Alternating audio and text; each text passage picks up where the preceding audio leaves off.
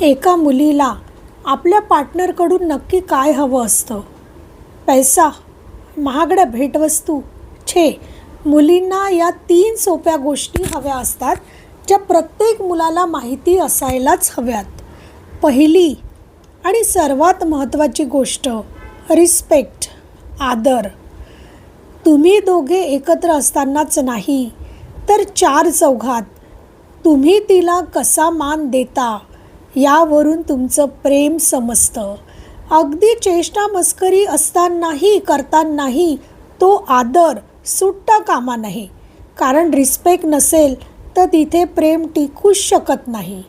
दुसरी गोष्ट, अंडरस्टँडिंग, तिला समजून घेणं.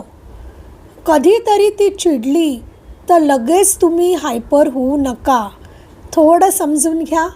कधी तिचा दिवस खराब गेला असेल, कधी मूड स्विंग्स असतील, तर कधी हॉर्मोनल चेंजेसही राहू शकतात. ती चिडली याचा अर्थ ती वाईट आहे असा होत नाही ना. त्या क्षणी तिला तुमच्या ओरडण्याची नाही, तर तुमच्या शांततेची आणि तुमच्या साथीची गरज असते.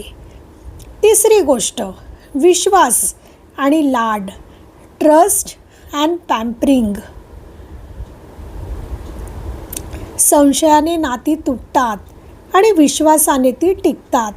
संशय घेणं सोडा आणि तिला मनापासून जपायला शिका. मुलींना काय हवं असतं?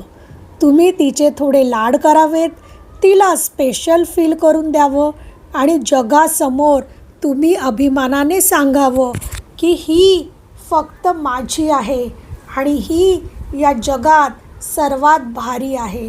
बस, दुसरं मुलींना काहीच नको असतं.